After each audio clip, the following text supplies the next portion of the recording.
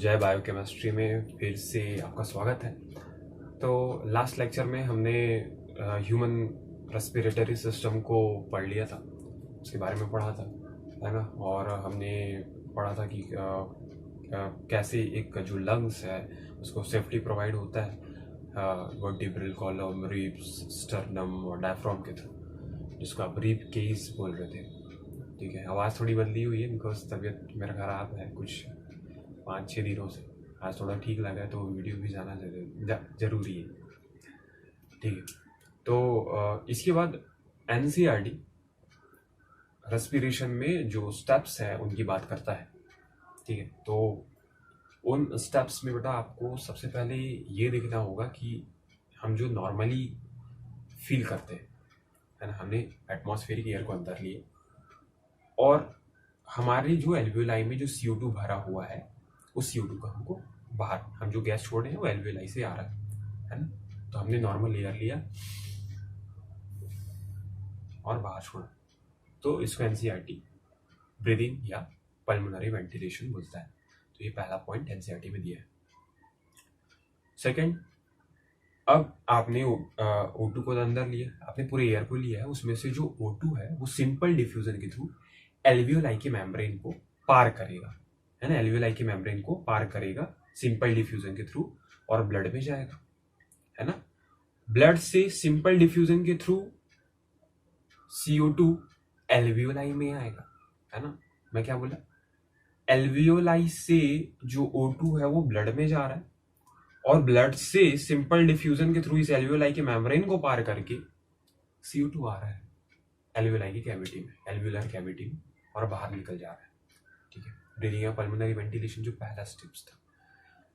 ठीक है, तो सेकंड पॉइंट क्या हुआ कि जो O2 है वो एल्वियोलाई के मेम्ब्रेन को पार कर रहा है सिंपल डिफ्यूजन के थ्रू, और जो CO2 है वो भी पार कर रहा है बट वो ब्लड से एल्वियोलाई की कैविटी में आ रहा है। ठीक है, तो सिंपल डिफ्यूजन के थ्रू दोनों गैसेस का ट्रांसपोर्टेशन हो रहा है ना। अब उसके बाद क्या है बेटा, ब्लड में तो आ गया CO2 या ब्लड में तो आ गया O2, है ना। अब O2 को ट्रांसपोर्ट होना है, जरूरत किसको है O2 की, सेल्स को जरूरत है, तो O2 को ट्रांसपोर्ट होना है सेल्स तक, तो टिश्यू तक, सेल्स तक, है ना, द ग्रुप ऑफ सेल्स। तो टिश्यू को, सेल्स को जरूरत है O2 की, क्यों, वो कैटाबॉलिक प्रोसेस के लिए उसको यूज करेगा और एनर्जी बनाएगा, और एनर्जी के साथ CO2 भी बनता है। अब वो जो CO2 है वो हार्मफुल है हमारे सेल्स के लिए, तो उस CO2 को सेल्स से वापस ब्लड में आना है, वापस ब्लड में आना है, और ब्लड से एल्वियोलाई, एल्वियोलाई से बाहर। ठीक है, तो मैं क्या बोला कि सेकेंड स्टेप के बाद आपको ट्रांसपोर्टेशन की जरूरत पड़ी है बाय द ब्लड, ब्लड के थ्रू आपको ट्रांसपोर्ट करना पड़ेगा गैसेस का। यहाँ से O2 जाएगा टिश्यू तक और टिश्यू से CO2 आएगा एल्वियोलाई तक। ठीक है ना, ब्लड के थ्रू दोनों गैसेस का ट्रांसपोर्टेशन हो रहा है। अब बेटा टिश्यू के साइड में पहुंच के, सेल्स के साइड में पहुंच के जो O2 और CO2 है वो भी वहां पर सिंपल डिफ्यूजन या फिर डिफ्यूजन करते हैं, जिसको हिंदी में विसरण का नाम देता है। वहां से विसरण करके, वहां से डिफ्यूजन करके जो O2 है वो सेल्स में जाएगा, और जो सेल्स के अंदर का जो CO2 है, जो कैटाबॉलिक प्रोसेस का जो रिजल्टेंट है, वो सेल्स से ब्लड में आएगा। ठीक है, तो ये 5 स्टेप्स दिए हैं इसको मेंशन करके। ठीक है ना, समझ गए ना, ध्यान से पहला स्टेप को लिखते हैं, पहला स्टेप को लिखते हैं,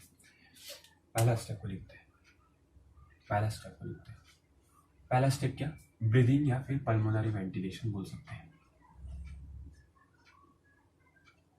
ब्रीदिंग और pulmonary ventilation, pulmonary ventilation,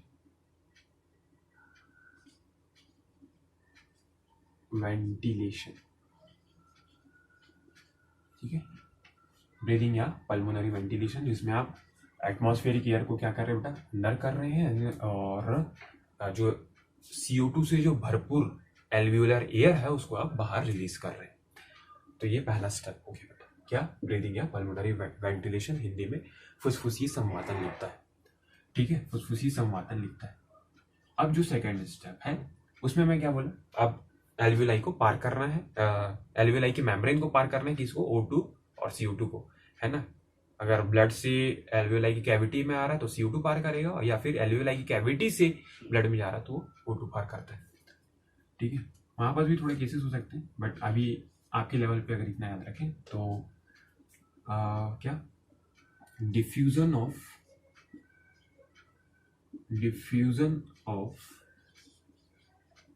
gases, जिसमें कौन कौन है बेटा, O2 and CO2 across the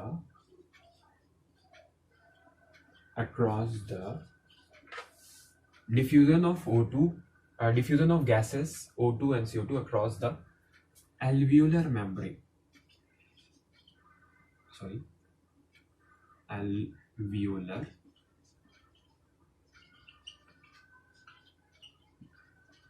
membrane। ठीक है, तो ये हो गया दूसरा स्टेप। ठीक है, तीसरा स्टेप क्या होगा, अब एल्वियोलाई की मेम्ब्रेन से ब्लड में आए O2, है ना, अब ट्रांसपोर्ट होना है, तो transportation of gases by the blood, black में लिखते हैं, ट्रांसपोर्टेशन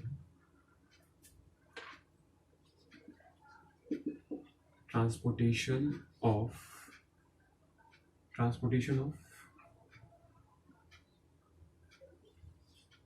O2 and CO2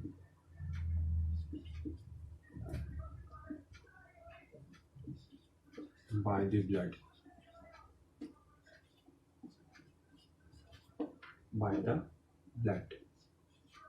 ठीक है।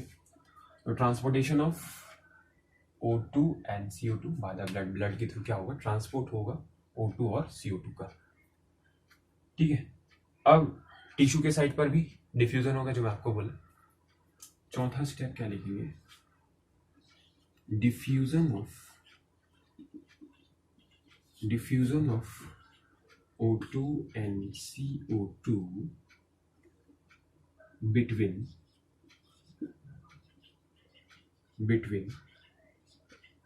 blood and tissue, तो डिफ्यूजन ऑफ O2, ओ भाई कुछ गिर गया लगता है, तो diffusion of O2 and CO2 between blood and tissue. Diffusion of क्या होगा, डिफ्यूजन होगा। अब साइड कहाँ गया, टिश्यू के साइड पर आया गैस, तो वहां से टिश्यू से जो CO2 बना है वो ब्लड में आएगा, और ब्लड से O2 टिश्यू में जाएगा। तो यही बात लिखी कि diffusion of O2 and CO2 between the blood and tissue, है ना, या फिर डिफ्यूजन ऑफ गैसेस मैं डायरेक्ट लिख दी। पांचवा स्टेप क्या है बेटा, पांचवा स्टेप वही जो नॉर्मली होता है कि O2 की जरूरत किसको है, सेल्स को है, तो सेल क्या करेगा, उसका यूटिलाइजेशन करेगा, किसके लिए, बाय द कैटाबॉलिक प्रोसेस, और वहां कैटाबॉलिक प्रोसेस से एनर्जी प्रोड्यूस करेगा, और एनर्जी प्रोड्यूस करेगा तो CO2 भी बनेगा। तो CO2 क्या है बेटा, सेल्स के लिए हार्मफुल है, तो CO2 को क्या करना है, बाहर निकालना है, CO2 को क्या करना है, बाहर निकालना है, तो बाहर निकाला जाएगा। ठीक है, तो मैं क्या बोला कि यूटिलाइजेशन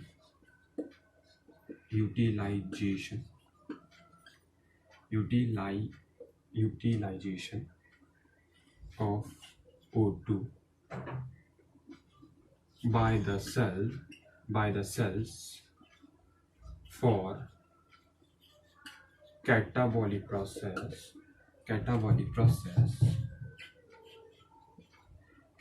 process, तो utilization of O2 by the cells from catabolic process and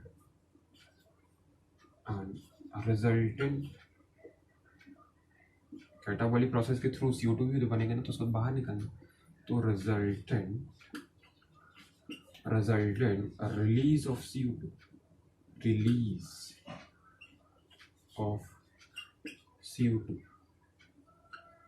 resultant release of CO2। ठीक है, तो ये 5 स्टेप्स आपके NCERT में दिए हैं। ठीक है, अब इसके आगे हमको मैकेनिज्म ऑफ ब्रीदिंग की बात करना है, ब्रीदिंग के मैकेनिज्म की बात करना है। तो ब्रीदिंग के मैकेनिज्म में दो चीज़ें हैं बेटा।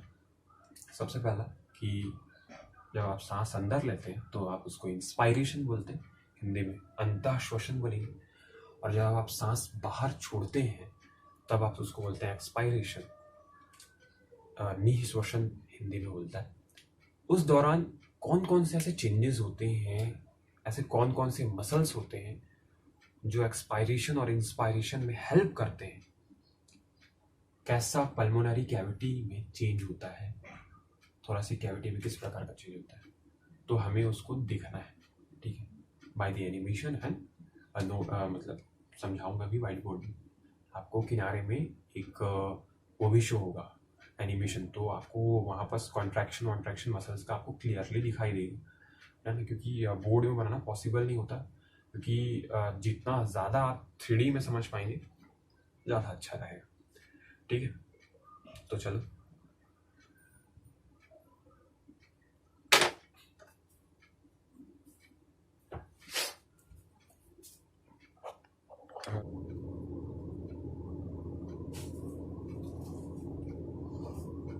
देखो, वो जो 5 स्टेप्स हैं उसको ज़्यादा अगर क्लियरिफाई करना है तो जो मैं बोल रहा हूँ डायग्राम में उसको थोड़ा सा समझना है ना, आपको समझ में आएगा तो वो 5 स्टेप आपको इजीली याद हो जाएंगे। नहीं बेटा, सबसे पहले पल्मोनरी वेंटिलेशन बोल रहा था, है ना, तो आपने क्या किया, आपने O2 लिया, है ना, आपने ये O2 लिया और आपने क्या किया, CO2 को बाहर छोड़ा, आपने O2 को अंदर लिया, CO2 को बाहर छोड़ा, O2 अंदर गया अंदर गया अंदर गया, है ना, और लंग्स के अंदर एंटर किया, लंग्स के अंदर एंटर करके ब्रोंकस ब्रोंक्यूल्स और लास्ट में टर्मिनल ब्रोंक्यूल्स के पास आके बस एल्वियोलाई के पास ब्लड कैपिलरीज के मध्य क्या होगा, डिफ्यूजन होगा।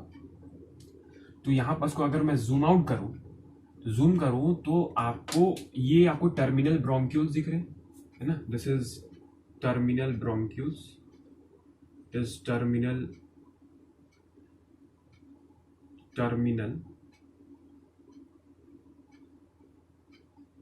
ब्रोंक्यूल्स, है ना, आप इसको टर्मिनल ब्रोंक्यूल्स, इसको टर्शरी ब्रोंक्यूल्स बोल सकते हैं, है ना, और इसको ब्रोंकस बोल दीजिए, क्या बोल दीजिए, इसको ब्रोंकस बोल दीजिए, टर्शरी ब्रोंकस, है ना। तो देखो अब ये जो सैक लाइक स्ट्रक्चर है जिसको आप एल्वियोलाई बोल रहे थे, अब देख रहे हो एल्वियोलाई में आपको ब्लड कैपिलरीज दिख रही है रेड कलर की, ये सब ब्लड कैपिलरीज है ना। एक फुग्गा है, उसके चारों तरफ आपने रस्सी लपेट दिया है, एक फुग्गे के चारों तरफ आपने क्या कर दिया, रस्सी लपेट दिया लाल कलर, कुछ वैसा ही स्ट्रक्चर, लेकिन थोड़ा मोटा धागा है ना, थोड़ा मोटा धागा, तो कुछ ऐसा ही चीज है, ठीक है ना। तो जो धागा है वो समझ के चलिए वो ब्लड का पाइप है और जो फुग्गा है वो एल्वियोलाई है, ठीक है। तो जो धागा है वो ब्लड का पाइप है और जो फुग्गा है वो एल्वियोलाई है, ठीक है।